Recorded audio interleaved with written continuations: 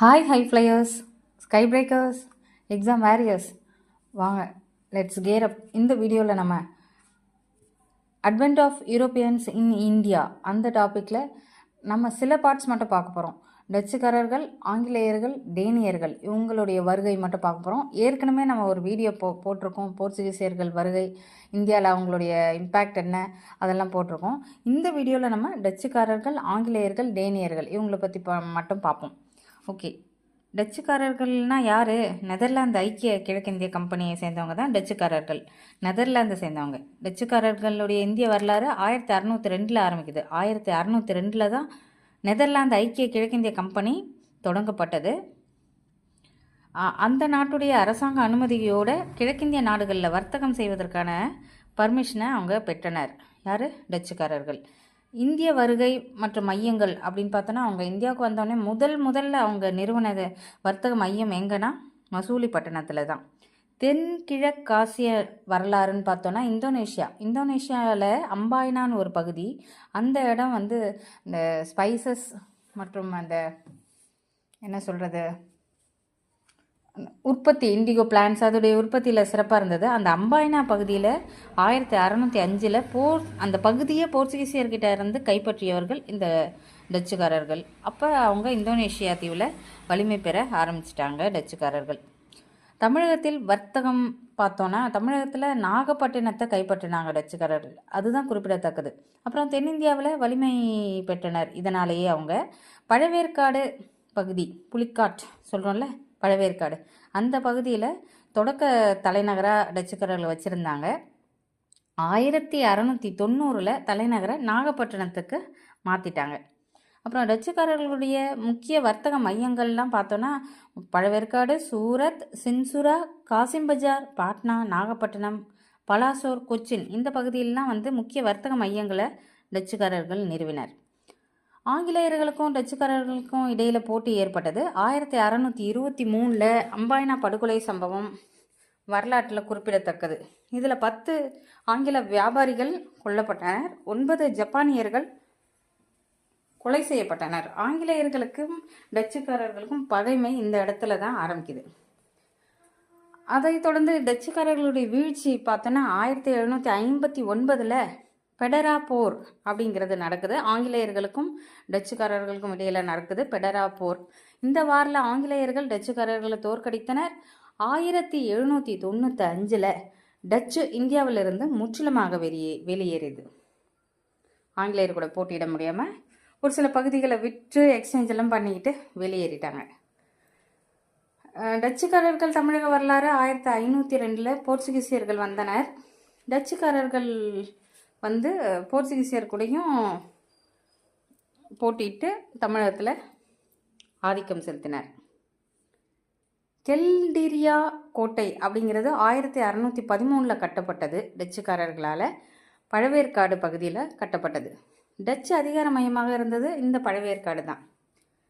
டச்சுக்காரர்களுடைய ஏற்றுமதின்னு பார்த்தோன்னா, வைர ஏற்றுமதி அவங்க பண்ணாங்க. பழவேற்காடில் வைர ஏற்றுமதிக்கான ஒரு மையமாக அதை வச்சுருந்தாங்க.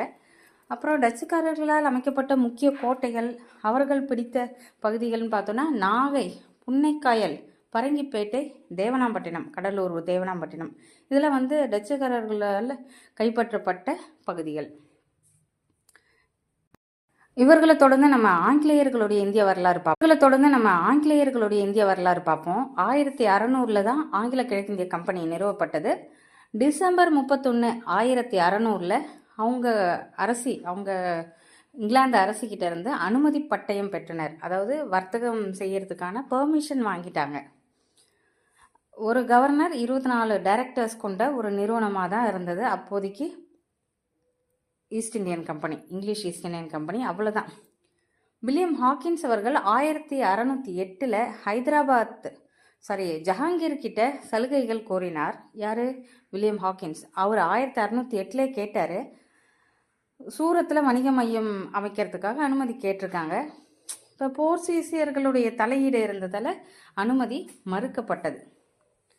அப்புறம் கடற்போர் அனுமதி எப்போ அனுமதி வாங்கினாங்க, அதை தொடர்ந்து அவங்க என்ன கடற்போர் பண்ணாங்க அதெல்லாம் பார்ப்போம். 1612-13 காலகட்டத்தில் தாமஸ் பெஸ்ட் என்பவர் போர்ச்சுகீசியரை தோற்கடித்தார்.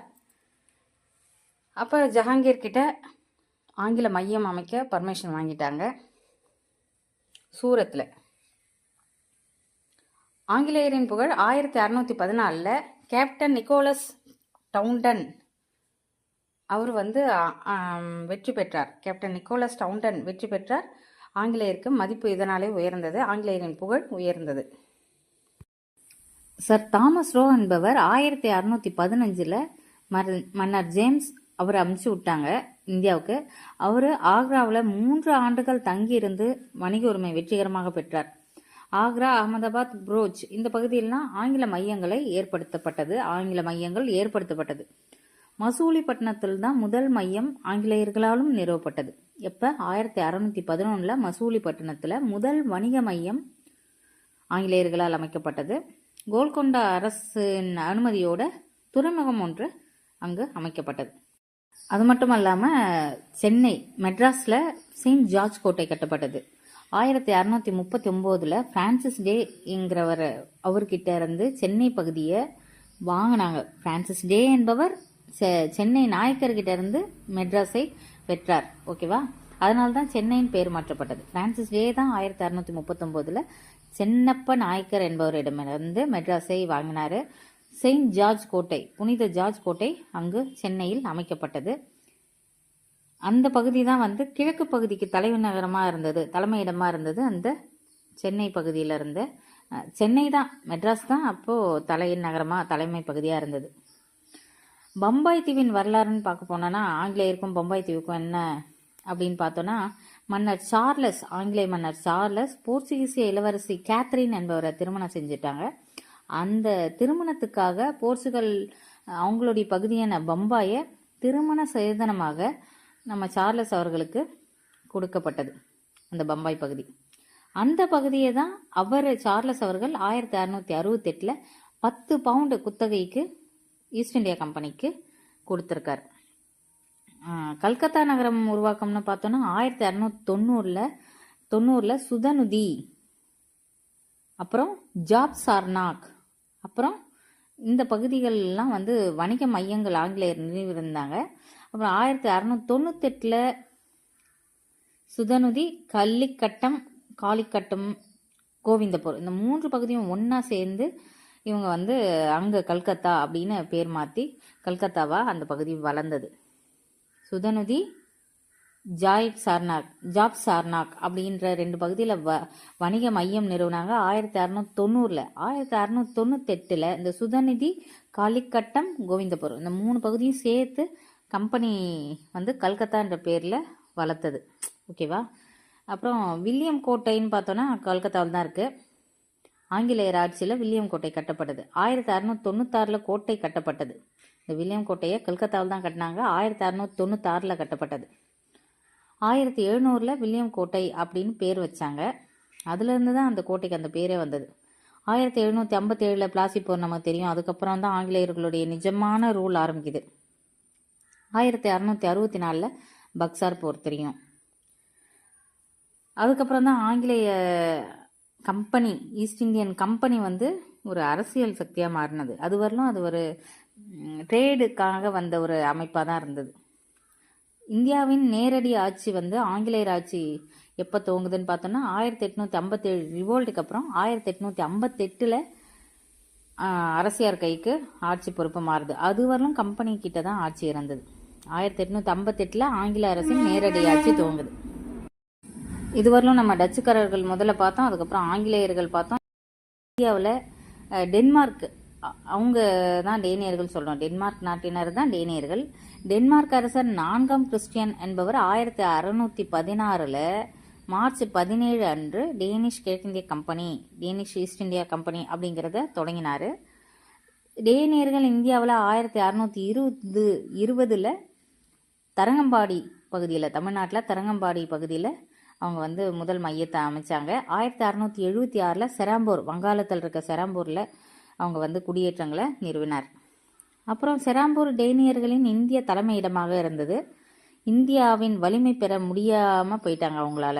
அவங்களால முடியல இந்தியாவில் வலிமை பெற. ஏன்னா டச்சுக்காரர்கள், ஆங்கிலேயர்கள் இவங்களாம் ரொம்ப ஸ்ட்ராங்காக இருக்கும்போது அவங்களால வலிமை பெற முடியவில்லை. அதனால் 1845 டேனியர்கள் தங்கள் குடியேற்றங்களை எல்லாம் ஆங்கிலேயர்களுக்கு விற்றுட்டு போயிட்டாங்க. அவ்வளோதான், வேற ஒன்றும் குறிப்பிடத்தக்கிற மாதிரி ஒன்றும் இல்லை டேனியர்கள் சம்பவங்களில்.